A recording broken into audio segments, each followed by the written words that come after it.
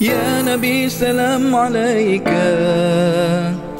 Ya Rasul salam alaika, Ya Habib salam salam alaika, salawatullah alaik.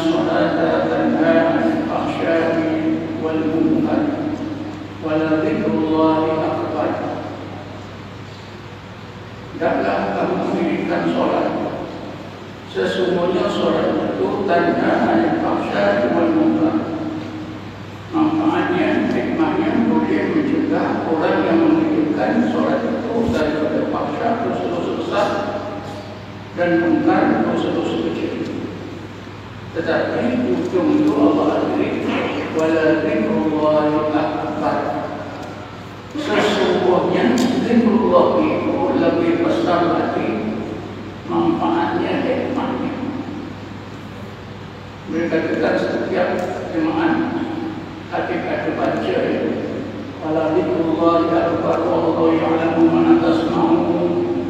Wallahu wallahu ya'lamu ma tasna'un aqimus shalah. Ya.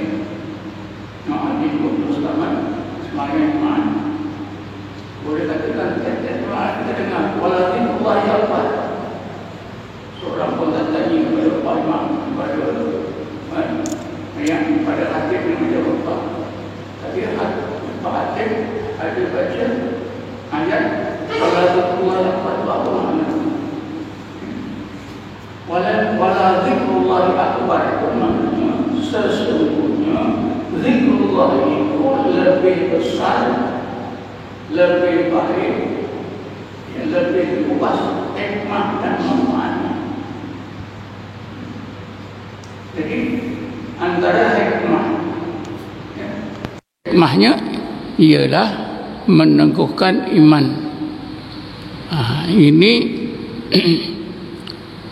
Ini telah pun disebut juga oleh Allah dalam Quran banyak tempat.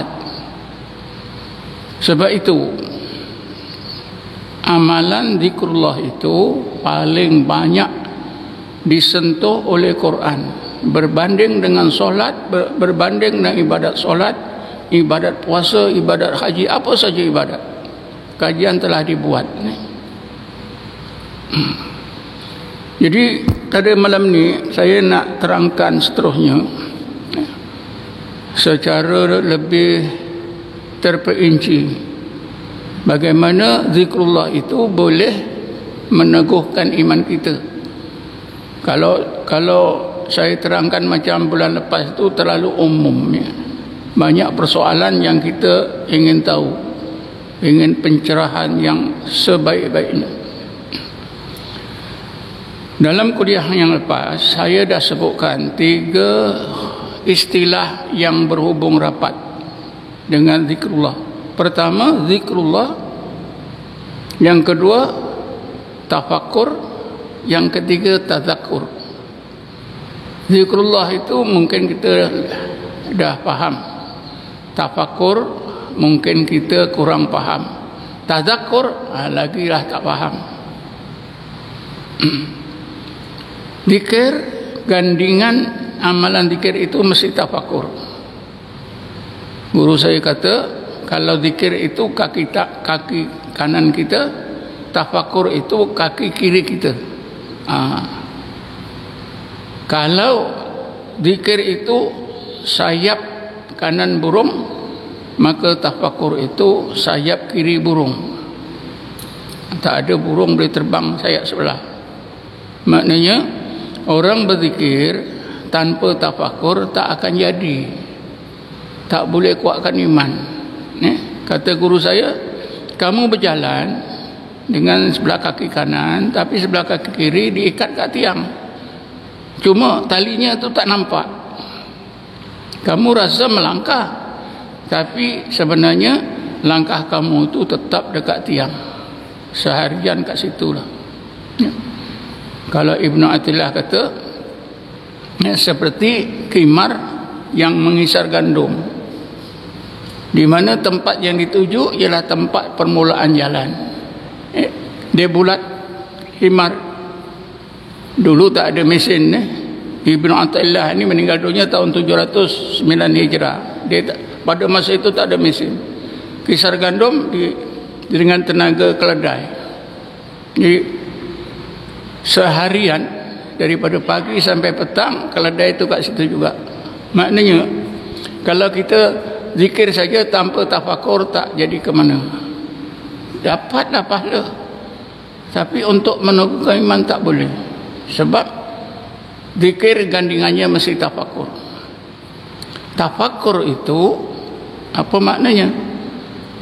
Kalimat tafakkur sudah dipinjam dalam bahasa Malaysia. Dalam kamus Dewan tu kita tahu dah. Tafakkur itu maknanya apa? Penumpuan minda kita, akal kita untuk memikirkan sesuatu secara mendalam. Itu tafakkur. Daripada fikir kepada tafakkur. Kalau fikir ni lebih kurang saja, awak fikirlah. Fikir ni benar-benar awak fikirlah. Tapi awak tafakkur kan. Tafakkur itu biasanya yang pandai tafakkur ni bukan semua orang. Biasanya manusia yang pandai melakukan tafakur ni ialah manusia-manusia yang bijak, ahli falsafah. Ahli falsafah. Di Pakistan ada seorang ahli falsafah, Iqbal nama dia. Ada bukunya tentang Iqbal tu. Ada gambar dia. Dia sedang duduk di bawah itu, Iqbal sedang tafakur. Tapi kalau budak-budak boleh tafakur. Budak-budak tak boleh lah. Budak ni sedang berfikir dia nak makan ke tidak. Jadi tafakur ni ialah penggunaan akal tertumpu pada satu perkara secara serius, secara yang mendalam. Itu tafakur. Jadi zikir mesti ada tafakur. Dicontohkan dalam Quran, Bismillahirrahmanirrahim, alladzina yadhkuruna Allaha qiyaman wa qu'udan wa ala junubihim wa yatafakkaruna fi khalqis samawati wal ard. Tafakkur. Dalam surah Ra'd ada satu ayat, ujungnya itu tafakkur. Liqaumin yatafakkarun. Walladzi rafa'as samawati bighairi amadin tarawunaha summa istawa 'alal 'arsy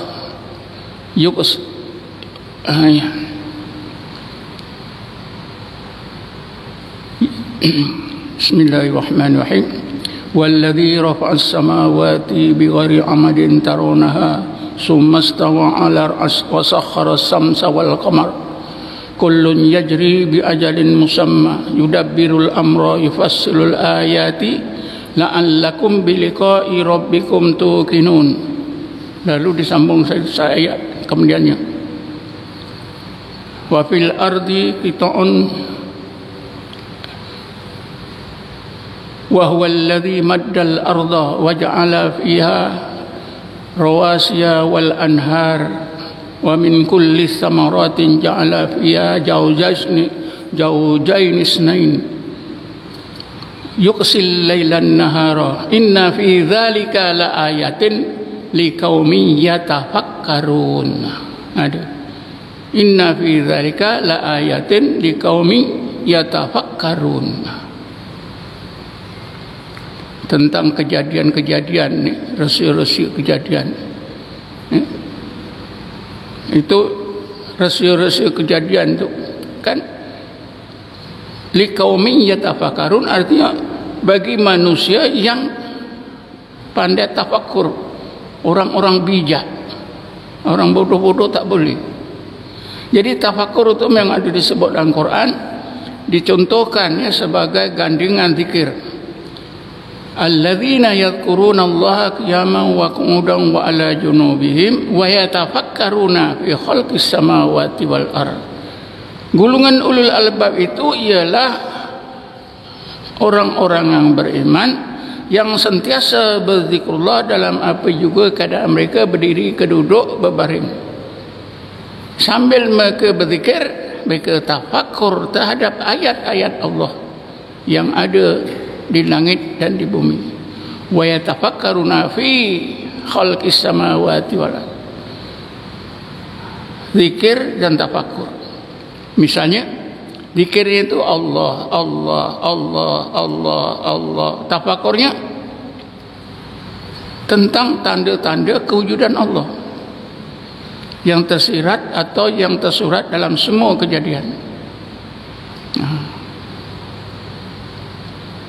Sebagai contoh lebih jelas lagi, bila kita sebut Allah, Allah, Allah dengan lidah ke atau dalam hati, maka fikiran kita itu ingatkan wujudnya Allah. Allah yang mencipta segala kejadian. Itu tafakur. Atau ingatkan kodrat iradahnya, atau ingatkan keagungannya, atau ingatkan kesempurnaan sifat-sifatnya. Itu dinamakan tafakur. wa yatafakkaruna fi khalqis samawati wal ard. Sambil mereka zikir, mereka tafakur terhadap ayat-ayat yang menunjukkan kewujudan Allah, keagungan dan kesempurnaan yang ada di langit dan di bumi. Ini zikir dan tafakur. InsyaAllah nanti saya akan terangkan balik. Jadi bila zikir dan tafakur ini digandingkan, natijahnya tafakur. Gulungan ulul albab ni yang sudah menggabungkan dua amalan ni akhirnya dapat natijah atau buah di zikir dan tafakur itu. Tafakur itu ya tazakur. Sebab itulah mereka mampu menyebutkan di hujung ayat itu, Rabbana ma khalaqta hadza batila subhanaka faqina adzabannar. Jadi tazakur itu tuan-tuan adalah merupakan buah atau hasil atau natijah daripada amalan zikir dan tafakur. Jadi zikir, tafakur, tazakur. Oleh kerana gulungan ulul albab ni zikir mengingati nama Allah, tafakur terhadap wujudnya Allah, ya, maka mereka disampaikan oleh Allah kepada tazakur. Tazakur ini bila sampai tazakur, maka mereka telah dikurniakan oleh Allah ilmu yang tak boleh didapati kecuali dengan cara zikir dan tafakur. Jadi kita dapat tahu rupanya zikir tafakur itu akan membuahkan ilmu. Ilmu apa? Inilah yang dinamakan ilmu, ya. Pertama dikenali dengan ilmu hakikat, juga dikenali dengan ma'rifah, juga dikenali juga dengan ilmu zauqi, ilmu rasa, juga dikenali dengan ilmu hati, juga dikenali dengan ilmu yakin, ya. Dan banyak lagi. Dikenali juga ilmu kasyaf, al-ulum al-mukasyafah, itu semua sama, ya. Semuanya sama. Cuma kita perlu pada penjelasan tuan-tuan, ya. Kenapa ilmu ni namakan ilmu kasyaf? Kerana bila ulul albab tadi sentiasa zikir dan tafakur, Allah kasyafkan berbagai hijab yang melindungi pandangan hati.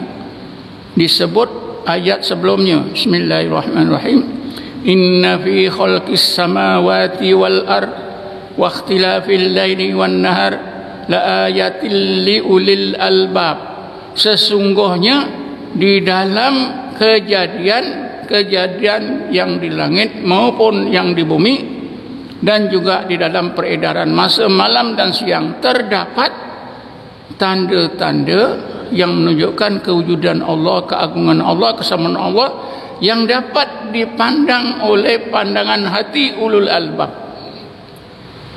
Di ulil albab ini kan menunjukkan ulul albab yang sentiasa berzikir dan tafakur, berbagai hijab yang melindungi hati mereka dikasyafkan oleh Allah. Lalu pandangan hati nampak. Kalau kita bertanya kenapa kita tak nampak? Kerana pandangan hati kita masih dihijab dengan berbagai hijab. Jadi kerana itulah ilmunya dinamakan ilmu kasyaf, ilmu mukasyafah. Tapi banyak juga, bila sebut ilmu kasyaf ni, iblis syaitan pun boleh bagi ilmu kasyaf. Ini yang banyaknya. Dalam dunia ini barang tiruan lebih banyak daripada original, betul kan? Itu juga kasyaf tiruan ni yang banyak, yang originalnya sikit. Jadi saya fikir sikit banyak kita dah tahu apa itu tazakur. Dan dalam kuliah yang lepas, tazakur itu dalam hubungan kita mengenal Allah, ialah kita diberi rasa oleh Allah seolah-olah kita melihat Allah. Hadis Nabi menyebutkan al-ihsan an ta'budallaha ka'annaka tarahu fa in lam takun tarahu fa innahu yaraka. Inilah tazakkur. Jadi kan ada pertanyaan dalam hati kita. Nabi menyebut ya 3 perkara ya, bila ditanya oleh Jibril, mal Islam, maka Nabi jawab dengan rukun Islam yang 5. Kata Jibril, betul. Apa, Jibril itu guru Nabi. Jadi kata Jibril, betul ya. Kemudian Jibril tanya, apa itu iman? Nabi jawab, iman itu dengan rukun iman yang 6. Jibril kata betul ya. Lepas itu Jibril tanya, apa ihsan? Lalu Nabi kita jawab, al-ihsan anta budallah ka'annaka tarahu fa in lam takun tarahu fa innahu yaraka. Jibril kata betul ya. Cuma tuan-tuan ya, kita kan sepatutnya tanya, nak sampai peringkat Islam tu mudah, nak sampai peringkat iman pun insya-Allah mudah, tapi nak sampai ke tingkat ihsan yang Nabi kata, anta abudallah ka'annaka tarahu fa illam takun tarahu fa innahu yaraka. Ini macam mana? Tuan-tuan ada tanya tak pada guru-guru agama? Tak ada. Saya sendiri pun tak tanya. Ada ustaz-ustaz sampai kat universiti pun tak tanya. Kalau tanya pun mereka tak boleh jawab ya. Al-ihsan an ta'budallah ka'annaka tarahu fa illam takun tarahu fa innahu yaraka. Ihsan itu anda beribadat kepada Allah seolah-olah anda melihatnya. Jika anda tidak terasa lagi seolah-olah melihatnya, anda akan terasa Allah sentiasa memantau diri anda. Inilah tazakkur dalam usaha kita mengenal Allah. Inilah tazakkur. Jadi untuk sampai tazakkur atau tingkat ihsan itu, seseorang itu mesti terus berzikir dan tafakur. Bukan terus puasa, bukan terus solat, tidak. Bukan terus sedekah ya. Tapi terus menerus zikir dan tafakur. Jadi saya nak urai sikit. Zikir dan tafakur yang macam mana ya? Pertama sekali niat ya. Pertama sekali niat kita. Niat kita tu apa dia? Macam yang Rasulullah ajar kepada sahabat. Niat kita berzikir tafakur tu mau Allah saja, lain tak boleh. Kita berzikir la ilaha illallah tu sebut Allah, Allah tu apa saja yang kita mau apa dia? Allah. Dicontohkan dalam Quran. Bismillahirrahmanirrahim. Wala tatrudil ladzina yad'una rabbahum bil ghadati wal 'ashiyyi yuriduna wajha. Ya Muhammad, engkau janganlah halau orang-orang Islam, sahabat-sahabatmu, semata-mata kerana desakan pemimpin Quraisy Mekah, supaya engkau halau, jangan mengerumuni engkau ya Muhammad. Biarkan saja ya Muhammad, orang-orang Islam itu sentiasa mengerumuni engkau, karena mereka itu sepanjang siang dan malam ingat dan menyebut nama Tuhan mereka Allah, berzikir terus ya, sepanjang siang malam berzikir terus. Yuriduna wajha, yang mereka mau hanya Allah. Jadi kita ikutlah. Ini bukan syarat yang ditentukan oleh ulama tasawuf, syarat yang memang ditentukan oleh Allah ya. Jibril diajar oleh Nabi Jibril alaihissalam mengajar Nabi, Nabi mengajar sahabat. Bila zikir, niat hati kita apa? Allah. Ingat ya, bila kita berzikir, kehendak kita apa? Allah. Sebab itu dalam Naqsabandi ya, doa munajatnya apa? Ilahi anta maksudi wa ridhaka matlubi. Ya Allah, ya Ilahi, engkaulah yang menjadi tujuan hidup aku, keridhaanmu yang aku cari. Itu jangan lari. Kalau lari daripada itu bukan Kalau lari daripada itu, nanti tak akan dapat tadakur. Kita berzikir maukan Allah dan keredaannya. Yang lebih ringkas lagi, la maksuda illallah. Tak ada tujuan hidup aku kecuali Allah. Karena orang berzikir ni tuan-tuan, dah berzikir tu macam-macam lintasan. Di luar zikir tak terlintas, bila zikir terlintas. Kenapa? Iblis, syaitan itu sentiasa waspada pada dua amalan supaya kita jangan beramal. Yang pertama apa? Zikrullah. Yang kedua solat. Bismillahirrahmanirrahim.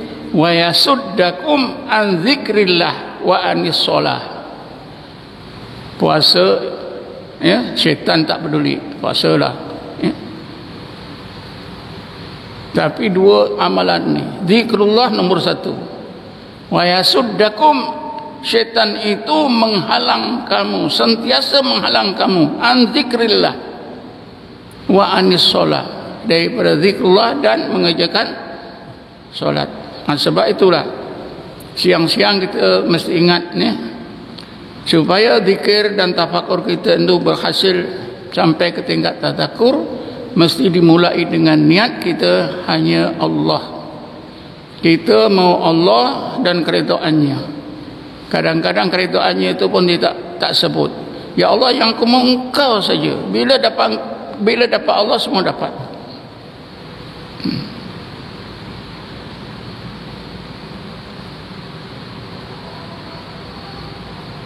Ini yang pertama, syaratnya apa? Mau Allah. Yang kedua, kita mesti bersungguh-sungguh terus tumpu kepada Allah. Wadhkur isma rabbika wa tabattal ilahi tabtila.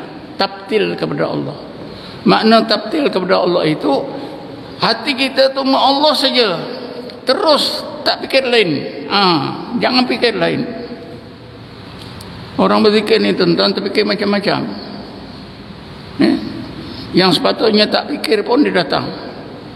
Yang sepatutnya tak bimbang pun masa itu timbul kebimbangan.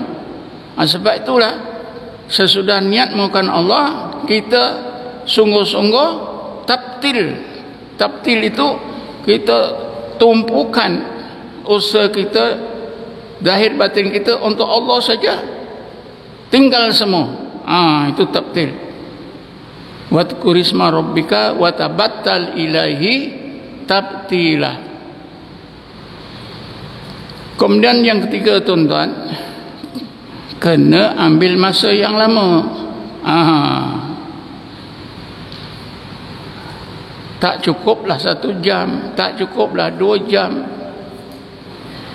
Untuk masa yang lama inilah dalam Naqsabandi, ya, diajak bersolok selama 10 hari, duduk di surau,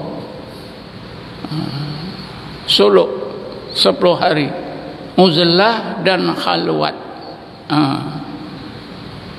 Uzlah itu artinya meninggalkan tempat tinggal, kampung halaman, semua kerja, aktiviti hidup, tinggal semua. Uzlah. Khalwat, duduk satu tempat, untuk zikir, untuk beribadat. Kan cerita dalam Ashabul Kahfi ada kan? Bismillahirrahmanirrahim. Wa idh tazaltumuhum wa ma ya'buduna illallah.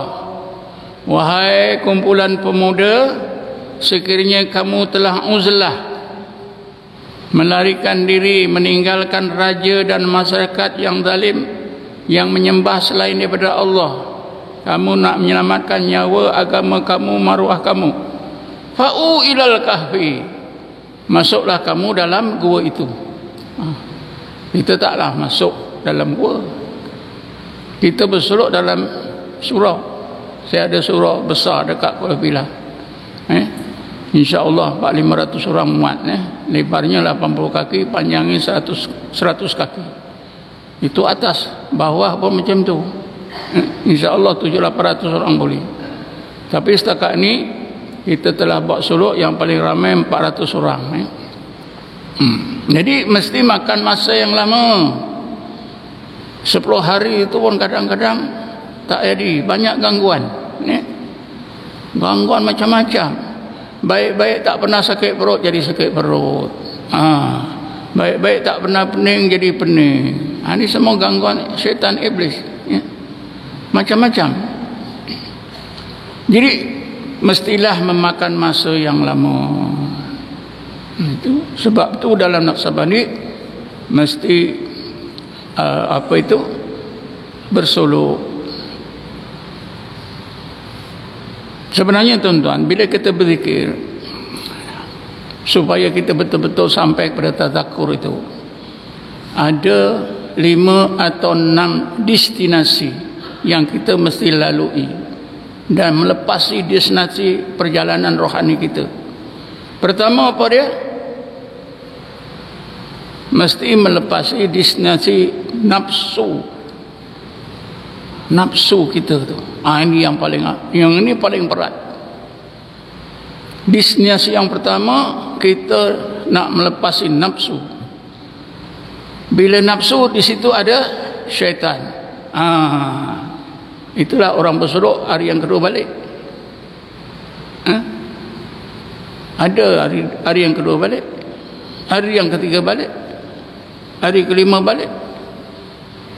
Masa saya suruh bersolok tuan-tuan di Dong, ada murid tuan guru menangis-nangis, "Tuan, saya nak balik." "Kenapa?" "Isteri saya dah mati, anak-anak saya kecil, orang kampung tak tahu, nanti busuk." Kata tuan guru, "Tidak, isteri awak baik-baik saja, insya-Allah. Itu syaitan bayang-bayangkan." "Tidak tuan, betul. Saya nampak." Dia kata nampak betul. Orang kampung tak tahu. Bila dah menangis-nangis, lepaskan dah. Sampai rumah, anak isterinya sihat-sihat. Ini jadi betul. Ini bukan saya buat-buat cerita.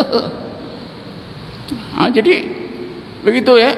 Yang pertama, destinasi nafsu. Bila ada nafsu ni ada apa? Syaitan. Bila nafsu ni lepas tuan-tuan, ini rantai besar dah terlepas. Pergi ke mana? Pergi akal pula. Destinasi akal. Akal ni pun masih dolak-dalik. Kenapa? Kerja akal itu, kerja akal ni kemampuannya apa? Yang masuk akal. Tak masuk akal, susahlah. Jadi banyak persoalan. Akal pun susah nak lepas. Bukan senang. Bila akal ni katalah lepas, pergi mana? Bila akal lepas, pergi kepada hati. Itu dah mudah lah. Kerana bila sampai ke hati, hati akan jaganya hati ini tuan-tuan, mula jaga tu dengan apa yang dinamakan jadbah. Kata setengah ulama, belum lagi. Kalau hati saja belum. Kata setengah ulama, nanti bila sampai ke dalam roh. Katalah bila sampai ke dalam hati, sudahlah mudah sikit. Ini dah masuk gear 4 lah. Kalau kereta tu gear 4, dah laju lah sikit. Dah mudah. Sebab hati tu memang mau Allah. Kalau akal tu masih terfikir-fikir. Kemampuan akal ni disebut oleh ulama al-aqlu lil ma'kulat. Akal itu kemampuannya menerima perkara-perkara yang masuk akal. Dalam amalan zikir ni, amalan suluk dan tasawuf, ada perkara-perkara yang akal susah nak terima. Misalnya begini tuan-tuan, ramai ulama tak boleh terima. Salahnya guru lebih baik dari betulnya murid. Tuan-tuan boleh terima? Ramai ulama kata, saya yang tak boleh terima ilmu tasawuf ini antara lain ialah ungkapan orang-orang sufi, salahnya guru lebih baik dari betulnya murid. Saya tak boleh terima sampai kiamat. Pasal apa? Guna akal. Saya nak beritahulah tuan-tuan, takut nanti jadi persoalan. Bila Abu Sa'labah, ya Rasulullah, aku ni hidup susah sangat, engkau doakan aku supaya aku ni senang. Rasulullah kata, ya Abu Sa'labah, lebih baik engkau macam ini daripada senang. Rasulullah pun cakap macam-macam. Ya Rasulullah, aku nak juga, dah selalu minta didoakan. Pada fikiran Abu Sa'labah, Rasulullah ni tak betul lah. Aku betul. Orang senang tentulah lebih senang daripada orang miskin. Kenapa Rasulullah? Ya, maknanya pandangan Rasulullah itu dipandang pada fikiran Abu Sa'labah salah. Salahnya Rasulullah itu pada fikiran Abu Sa'labah lebih baik daripada betulnya fikiran dia pada dia sendiri. Itu maknanya. Faham tak? Dalam kitab ada contohkan tuan-tuan, supaya ini terang. Dalam kitab ada contohkan, kitab apa? Asy-Syari'ah wa Tariqah. Ada seorang tuan guru, syekh dalam tarekat. Dia bagi sejumlah wang pada muridnya, murid lelaki. Mat, engkau ambil duit ini 200, pergi ke hotel tu, ada satu bilik, sana ada seorang perempuan, engkau boleh sewa. Macam mana tuan-tuan? Kata murid ni, apa tuan guru ni suruh aku begini? Betul tak? Tapi oleh kerana perintah guru, dia pergi juga. Ini kan pada fikiran murid ini, perintah tuan guru ni salah. Aku nak bantah, ini perintah guru. Mau tak mau dia pergi tuan-tuan. Betul, bila ketuk bilik itu ada seorang perempuan tengah berselimut menangis. Jadi si murid ni masuk, engkau ni menangis kerana takut dosa ke? Tidak, aku menangis, aku cari suami aku. Suami aku sekian tahun tak balik-balik. Siapa suami awak? Suami aku bernama si Ahmad. Rupanya bini dia, isteri dia. Betul tak? Pada peringkat permulaan, ya, cakap guru tu salah. Pada pikiran dia tak mau pergi itu betul. Tapi rupanya begitu rahsia. Jadi tuan-tuan ni, kalau pada sampai ke akal, sampai ke dalam akal itu masih macam-macam lagi. Tapi bila sampai ke dalam hati, itu sudah mudah. Karena apa? Hati sudah bercahaya. Kalau pada akal saja hati masih gelap, belum bercahaya, belum hidup. Bila hati sudah diberi cahaya oleh Allah dengan nur intiba, hati jaga, barulah perjalanan zikir dan tafakur tadi baru elok, baru lancar, insya-Allah sampai kepada destinasi. Senanglah sampai ke dalam roh. Bila sampai ke dalam roh, inilah dinamakan roh akan musyahadah. Musyahadah. Al-musyahadatu hiya ru'yatul haqqi bil basirah. Musyahadah itu ialah roh memandang. Roh itu memandang, atau mata hati itu memandang tanda-tanda kewujudan Allah, kebesaran Allah yang tersirat dalam kejadian, dengan terang. Dapatlah pada masa itu hati itu roh itu musyahadah kepada ayat-ayat Allah, dalil-dalil, tanda-tanda yang menunjukkan kewujudan Allah. Jadi ketika itu hati dan roh sudah ada hubungan yang erat, sudah bersedia untuk menerima. Hati dan roh sudah ada persediaan, ada kemampuan untuk menerima limpahan ilmu, limpahan hidayat daripada Allah Subhanahu Wa Taala. Akhir sekali tuan-tuan, bila sampai roh, mudahlah sampai ke sir. Bila sampai ke sir, barulah kita kenal Allah. Ada satu hadis kudusi, saya bacakanlah ya.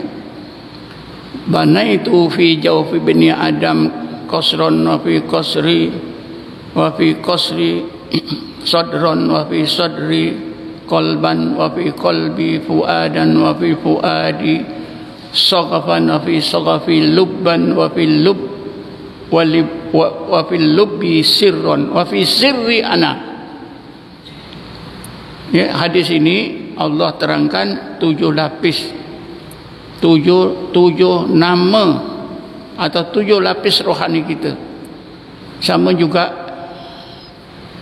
jasmani kita, ada kepala, ada mata, ada telinga, ada leher, ada perut, ada tangan, ada kaki dan sebagainya. Rohani kita ni tuan-tuan, ada namakan sadrun, ada namakan qalbun, ada namakan saghafun, ada namakan fuadun, ada namakan lubbun, ada namakan sirrun. Sir itulah yang paling akhir. Jadi kalau kita berzikir sampai ke tingkat sir, Allah Subhanahu wa taala sebut wa fi sirri ana. Maknanya bila kita pandai, kita mampu dengan rahmat Allah menggunakan sir kita, barulah kita kenal Allah. Barulah kita sampai kepada ma'rifatullah. Barulah kita kenal Allah dengan sebenar-benar kenal. Barulah kita mengalami seperti yang Nabi sebut, seolah-olah memandang Allah. Jadi itulah hakikat orang berzikir tadi. Kenapa zikir ini boleh menyampaikan, zikrullah itu boleh menyampaikan kepada tadzakur? Karena zikir dan tafakur itu sebenarnya hakikatnya adalah satu perjalanan rohani kita yang mesti melalui 6 atau 5 destinasi tadi, dimulai dengan nafsu dan syaitan, kepada akal, kepada hati, kepada roh, kepada sir. Sebab itulah mengambil masa, kena bersolok 10 hari. Itu pun kalau 40 orang bersolok, bukan semua boleh sampai ya. Ikutlah kehendak Allah Subhanahu wa taala. Sebab itu kadang-kadang ada orang yang perlu berkali-kali solok ya. Kerana ada sebab-sebab. Selain daripada itu tuan-tuan, kenapa selain daripada syarat-syarat tadi ya, mesti ada niat mahukan Allah, mesti bersungguh-sungguh tabtil, mesti mengambil masa ya. Sebab tadi hakikat perjalanan zikir tafakur tadi ada melalui beberapa destinasi. Selain daripada itu tuan-tuan, selain daripada itu seseorang yang berzikir dan tafakur itu mestilah dia bersih daripada dosa. Bersih daripada dosa kecil maupun besar, sampai sehingga taubatnya itu diterima oleh Allah, ditingkatkan oleh Allah ke tingkat inabah. Ini pun susah tuan-tuan, ini pun susah. Bersih, manalah kita tahu ya, kita tahu tak taubat kita ni terima oleh Allah, ditingkatkan oleh Allah ke tingkat inabah, kita tahu tak? Hakikatnya tak tahu. Tapi sebenarnya ada tanda-tanda penerimaan itu menurut apa yang Allah sebut dalam Quran ya. Ada tanda-tanda. Jadi seorang guru yang memimpin solok itu pun dia tak tahu. Jadi macam mana dia tahu? Dia gunakan tanda-tanda apa yang Allah sebut dalam Quran. Bismillahirrahmanirrahim. Qul innallaha yudhillu man yasha wa yahdi ilaihi man anab. Alladzina amanu wa tatma'innu qulubuhum bi dzikrillah ala bi dzikrillah tatma'innul qulub. Sesungguhnya Allah akan menyesatkan siapa yang dikehendaki, dan Allah sentiasa memberi hidayat kepada orang-orang yang melakukan inabah. Inabah ini tuan-tuan tingkat taubat yang lebih tinggi daripada taubat. Kerana taubat itu ada 3 tingkat. Bawah sekali taubatun, yang selalu kita sebut taubat. Kalau bersih dari batin betul-betul dinamakan inabah. Orang yang bersolok, orang yang berzikir ni tuan-tuan, insya-Allah akan dimudahkan oleh Allah sampai ke tingkat inabah. Bila sampai ke tingkat inabah, bersih dari dan batin, wa yahdi ilahi mananam, akan mudah dapat hidayat daripada Allah. Mereka inilah orang yang beriman, beramal saleh, hati mutmainnah dengan zikrullah. Jadi ini semua ayat yang terakhir ni tuan-tuan memberi maklumat kepada kita macam mana kita nak mengenal seorang itu, ya, taubatnya sudah diterima, sudah sampai ke tingkat inabah atau belum. Tengoklah zikir, ya, zikirnya itu sampai ke tingkat mana. Jadi kalau dah sampai satu tingkat yang tertentu dan sebandi, maka dapatlah dijadikan panduan bahawa zikir taubat orang ini sudah ditingkatkan oleh Allah ke tingkat inabah, kerana zikirnya sudah menjadikan hati orang tersebut mutmainnah. Tapi itu pun masih umum juga. Macam mana kita tahu hati dia mutmainnah atau tidak? Ada tanda-tanda yang lain. Inilah yang saya nak terangkan. Begini, bila seorang itu berzikir terus, katalah kita ambil contoh dalam Naqsabandi. Ya. Dalam Naqsabandi ini ayat yang digunakan ayat 205 surah Al-A'raf. Bismillahirrahmanirrahim. Wadhkur rabbaka fi nafsika tadarruan wa khifatan wa dunal jahri minal qawli bil ghudwi wal asal wa la takum minal ghafilin. Hendaklah kamu sebut dan ingat nama Tuhan kamu Allah di dalam hati kamu. Allah, Allah tanpa disebut, tanpa ada suara. Wadhkur rabbaka fi nafsika tadarruan wa khifatan, dalam keadaan hati merendah, tadarruk kepada Allah dan takut kepada Allah. Wa dunal jahri minal qauli, tanpa ada suara. Bil ghudwi wal asal, sepanjang siang dan malam. Inilah dalil yang digunakan dalam tarekat Naqsabandiyah. Terus menerus. Bila seseorang itu zikir dalam hati Allah, Allah terus menerus tuan-tuan, berjam-jam, siang dan malam, dan berhari-hari, apa yang berlaku? Sedar tak sedar kalimah Allah itu akan tertulis, terpahat, tertulis, terpahat di mana? Dalam ruang jasmani kita dan dalam ruang rohani kita. Kita sedar atau tak sedar, itu dengan rahman Allah, pertolongan Allah. Kalau kita sebut sekali Allah, ada tertulis ruang jasmani, ruang rohani kita. Tapi oleh kerana sekali hilang cepat padam. Tapi kalau kita sebut Allah, Allah, Allah, terus saja tuan-tuan. Kalau tuan-tuan buat 1 jam, tambah lagi 1 jam, 2 jam, 3 jam, ya, kalimah Allah itu memang tertulis pada seluruh ruang jasmani dan rohani. Kalau berhari-hari, macam 10 hari tadi, memanglah kalimah Allah itu memenuhi ruang tubuh kita, zahir tubuh kita, seluruh kulit kita, seluruh daging kita, seluruh darah, urat, tulang belulang kita sampai ke sumsum kita. Itu kalimah Allah penuh. Kita tenggelam di dalam kalimah Allah. Gambarannya, kalau ini kain, saya rendam dalam air, air itu serap dalam kain ini. Ini kalimah Allah serap dalam rohani dan jasmani kita.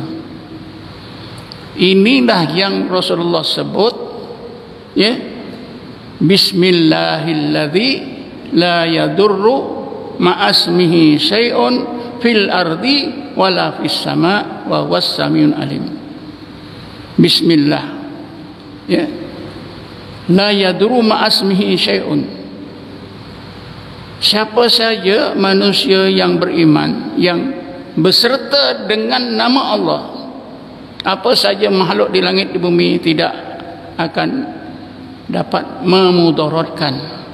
Inilah, bukan kita hanya baca Bismillahirrahmanirrahim sekali sudah. Kenapa tak berlaku?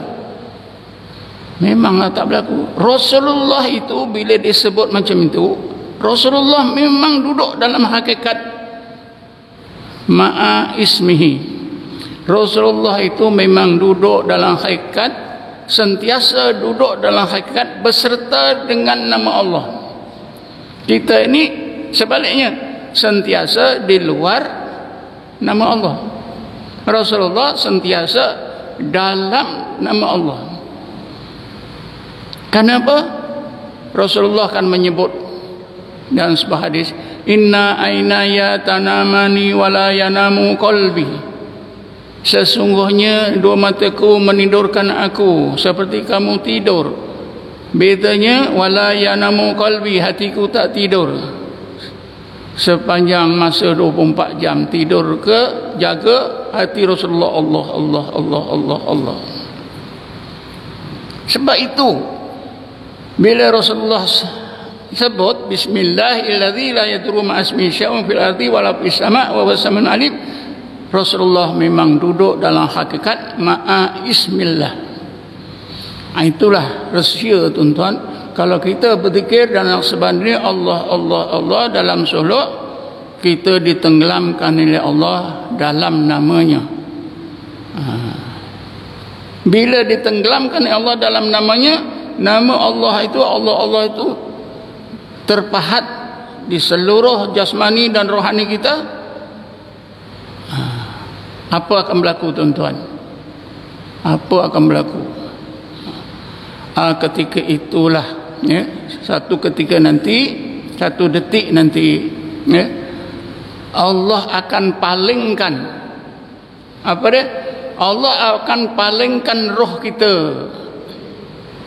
menghadap Allah. Sekarang ini roh kita menghadap apa? Menghadap inilah. Menghadap apa yang kita nampak ni. Sedangkan dulu ayat 172 surah Al-A'raf, cuba kita dengar. Ayat ini patut kita tahu, ini sejarah kita, sejarah roh kita. Ayat apa? 172 tak salah saya, surah Al-A'raf. Bismillahirrahmanirrahim. Wa id akhadha rabbuka min bani Adam min zuhurihim dzurriyyatahum wa ashhadahum ala anfusihim alastu bi rabbikum qalu bala syahidna an taqulu yaumal qiyamati inna kunna an hadza ghafilin. Ingatlah kamu semua ketika Tuhan kamu Allah mengambil benih anak-anak Adam dari tulang sulbi mereka, lalu Allah minta naik saksi pada roh-roh manusia semua dengan firman-Nya, alastu bi rabbikum, tidakkah aku ni Tuhan kamu wahai para roh manusia? Qalu bala syahidna. Roh kita tuan-tuan mengaku, bala syahidna, bahkan ya Allah engkau lah Tuhan kami, kami saksikan. Sekarang ni kita ingat tak? Tak ada yang ingat kan? Pasal apa? Roh kita gunakan untuk alam nyata ini. Alam nyata ini mendinding roh kita. Dinding besar, dinding tebal, ya, daripada Allah, terhijab. Tapi bila kita sudah tenggelam dalam nama Allah, barulah roh kita terkejut. terkejut ini dinamakan jadbah. Berpaling roh kita kepada Allah.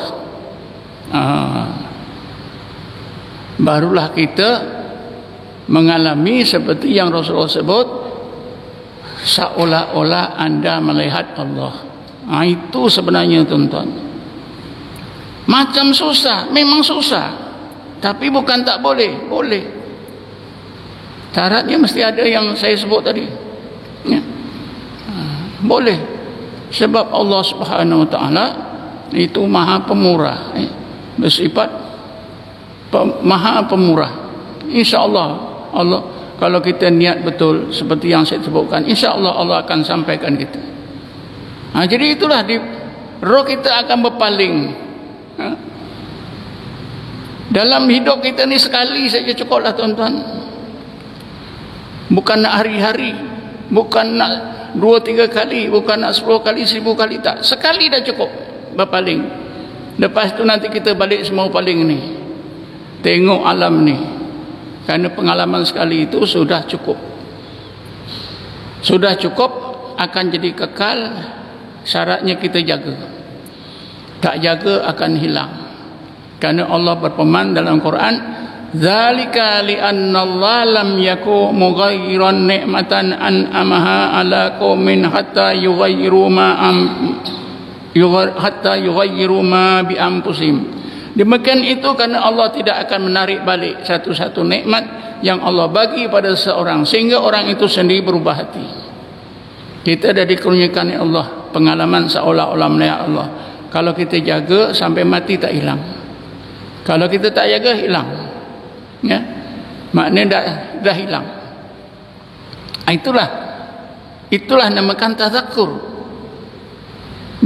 Bila roh kita ni dipalingkan oleh Allah untuk menghadap Allah, ya, itu ketika itulah kita terasa seolah-olah melihat Allah. Itulah tazakkur. Itulah tazakkur. Pengalaman siapa? Pengalaman Nabi Musa. Ini dilalui oleh Nabi Musa. Jadi amalan kita ni bukan amalan remeh tuan-tuan. Amalan Nabi-Nabi dan Rasul-Rasul. Ya. Orang-orang yang hampir kepada Allah. Bismillahirrahmanirrahim.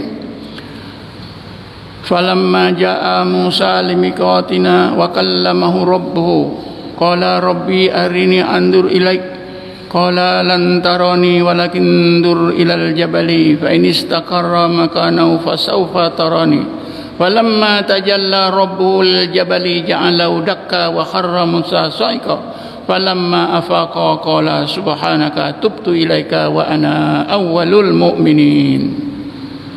Ini pengalaman Nabi Musa seperti yang saya sebutkan tadi. Pengalaman kita akan berlaku kalau kita terus tadi Allah akan balikkan akan palingkan pandangan roh kita kepada Allah. Terasa wujudnya Allah tu sampai tingkat ihsan. Nabi Musa ni diperintah oleh Allah beruzrah khalwat selama 40 hari 40 malam. Di hujung 40 hari ini Nabi Musa, Allah bercakap dengan Nabi Musa, wa kallamahu rabbuhu. Bila Allah bercakap Nabi Musa minta kepada Allah, ya Allah, hari ini andur ilaika, ya Allah, bagi peluang aku nak tengok engkau ni. Maka Allah bagi tahu, ya Musa, engkau tak boleh tengok aku dengan kedua matamu, tapi engkau sekarang ni renungkan betul-betul Bukit Tursina dan semua kejadian sekitar. Engkau tengok baik-baik. Kalau Bukit Tursina itu tetap wujud dan begitu juga kejadian sekitar tetap wujud, engkau akan nampak aku.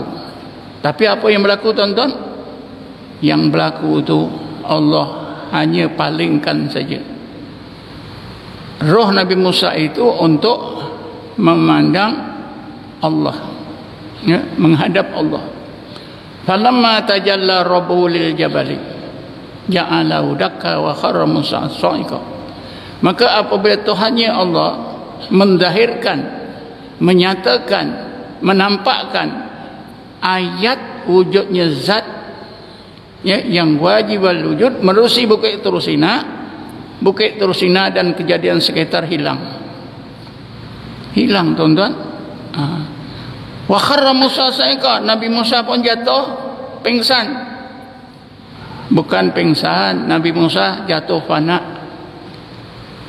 Dimulakan begini prosesnya tuan-tuan. Mula-mula bila Nabi Musa tengok itu renung Bukit Tur Sina dan kejadian sekitarnya, ya, pandangan Nabi Musa hilang.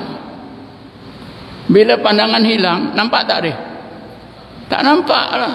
Bukit Tur Sina itu tetap ada, tapi dia tak nampak. Pandangannya itu difanakan oleh Allah. Karena yang memandang itu Allah. Mata ini hanya alat dia. Ya. Lepas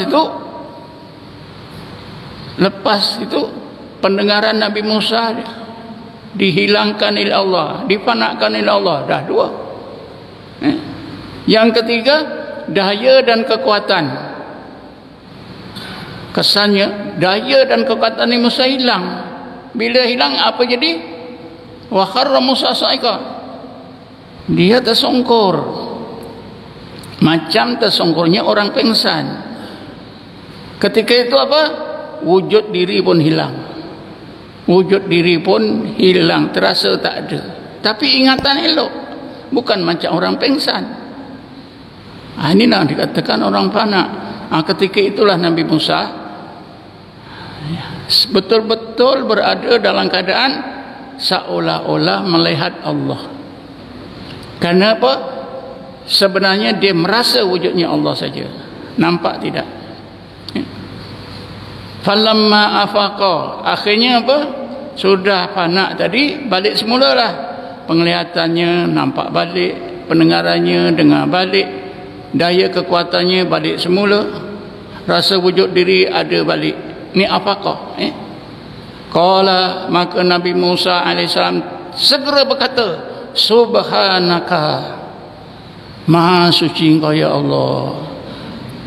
Padanlah aku tak boleh tengok Zatmu dengan mata kepala aku ya Allah. Tubtu ilaika, ya Allah, kalau gitu aku serah diri bulat-bulat sebagai hamba-Mu, zahir batin aku, sebaik-baik hamba-Mu ya Allah. Wa ana awwalul mu'minin, aku rasa ya Allah inilah titik sebenar permulaan aku mukmin. Inilah timbul Sayyidina Ali kata awaluddin ma'rifatullah. Tapi jangan bimbanglah. Awaluddin ma'rifatullah ni ada tafsirannya, ya. Nanti satu masa boleh saya terangkan. Jadi itulah tuan-tuan, ya. Antara persoalan yang berkaitan kenapa zikir dan tafakur itu boleh menyampaikan tazakur, kerana bila zikir dan tafakur itu perjalanan rohani kita melalui berbagai destinasi dengan pimpinan, dengan pimpinan guru. Kalau tak ada pimpinan tak boleh. Macam Nabi Musa, Nabi-Nabi ini dipimpin oleh Jibril, Nabi Muhammad dipimpin oleh Jibril. Macam kita, pimpinan kita ialah guru kita. Sahabat dipimpin oleh Rasulullah SAW. Jadi apa yang saya sebutkan ini, saya fikir lebih jelaslah kenapa zikrullah dan tafakur itu menyampaikan tazakur. Bila sampai tazakur, maka kuatlah iman kita. Kerana kita akan jadi seorang yang tergolong dalam golongan ulul albab, orang yang dikurniakan Allah ma'rifatullah. InsyaAllah satu masa nanti saya akan terangkan lebih lanjut lagi itu tentang ma'rifah. Jadi saya fikir setakat ini saja. Wallahu alam. Assalamualaikum warahmatullahi taala wabarakatuh. A'udzubillahi minasyaitonir rajim. Bismillahirrahmanirrahim. Wassalatu wassalamu ala asyrafil anbiya'i wal mursalin sayyidina Muhammad wa ala alihi washabbihi ajma'in. Allahumma ighfir lana warhamna wa li abaina wa li ummahatina wa li ikhwanina wa akhwatina wa li muallimina wa li masyaikhina wa li muslimina wa muslimat wal mu'minina wa mu'minat bi rahmatika ya arhamar rahimin. Allahumma inna nas'aluka imanan da'iman wa qalban khashi'an wa ilman nafi'an wa amalan salihan qabala اللهم ارنا الحق حقا وارزقنا اتباعه وارنا الباطل باطلا وارزقنا اجتنابه اللهم إنا نسألك التوبة والإنابة واستقامة على شريعة القراءة البيضاء اللهم طف علينا أكمل الفتوح واسرح صدورنا أكمل الشرور اللهم صل على سيدنا محمد النور الأنوار وعلى آل الأزهار وأصحاب الأخيار وسلم تسليما كثيرا يا أرحم الراحمين اللهم يا الله يا رحمن الرحيم ويا هادي المضلين ويا ناصر المسلمين ويا راحم الضعفاء والمساكين اجعلنا من أوليائك المتقين واخشرنا في زمرة المقربين وارزقنا خردين وقنا من الشر كونين ربنا آتنا في الدنيا حسنة وفي الآخرة حسنة وقنا عذاب النار ربنا آتنا من لدنك رحمة وهيئ من أمرنا رشدا وصلى الله على سيدنا محمد النبي الأمي وعلى آله وصحبه وسلم والحمد لله رب العالمين تقبل الله